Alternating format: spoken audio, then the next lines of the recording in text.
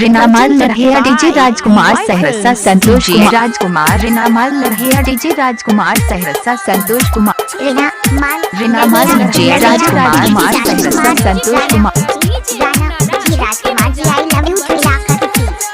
Santosh Kumar Bariyapur Santosh Kumar Santosh Kumar Bariyapur Santosh Kumar DJ Rajkumar रिनामाल लड़किया DJ Rajkumar रिनामाल लड़किया डीजे संतोष कुमार बरियापुर संतोष कुमार बरियापुर संतोष कुमार महंगा वाला लहंगा छौरी नाश क देबो रिनामाल लड़किया डीजे राजकुमार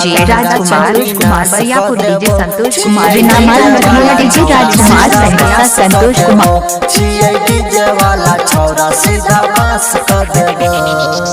रिनामाल लड़किया डीजे राजकुमार सहरसा रिनामाल लड़किया डीजे राजकुमार सहरसा संतोष कुमार सहरसा रिनामाल लड़किया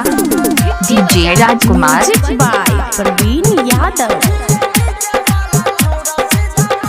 रिनामाल लड़किया डीजे राजकुमार सहरसा संतोष कुमार है तो गे बवाल तोहर होटक चटक रिनामाल लड़किया DJ Rajkumar Saharsa Santosh Kumar Bariyapur DJ Santosh Kumar DJ Rajkumar Saharsa रिनामाल लड़किया गाल छो कमाल लागो है तो गे बवाल तोहर होटक चटक सिनुरिया छौरी छौ लाले लाल छौरी काचे छौ उमर तैयो पास क देबो छौरी काचे छौ उमर तैयो पास क देबो डीजे राजकुमार रिनामाल लड़किया डीजे राजकुमार सहरसा संतोष कुमार वाला छौरा सीधा पास क देबो रिनामाल लड़किया DJ Rajkumar Saharsa Santosh Kumar DJ Rajkumar music by Praveen Yadav तोहर लहंगा डीजे राजकुमार धीरे धीरे सट नहीं तो भुइया में छौरा सब दे तो पटक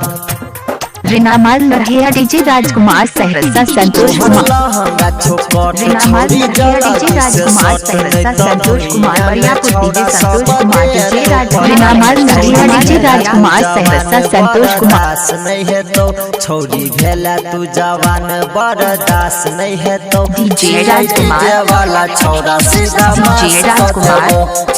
डीजे वाला छौरा सीधा पास कर दे रिनामाल लड़किया डीजे राजकुमार सहरसा रिनामाल लड़किया DJ Rajkumar Santosh Kumar DJ Rajkumar Saharsa DJ Rajkumar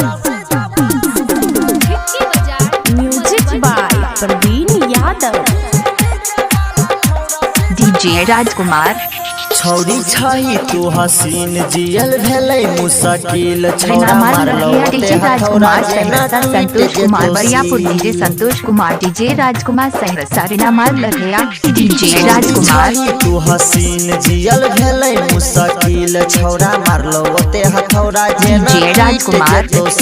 छौरी नीतीश सतेंद्र तोहर रिनामाल लड़किया DJ Rajkumar Saharsa Santosh Kumar Bariyapur DJ Santosh Kumar DJ राजकुमार राजकुमार संतोष कुमार डीजे राजकुमार बरियापुर संतोष कुमार सीधा पास कर देबो।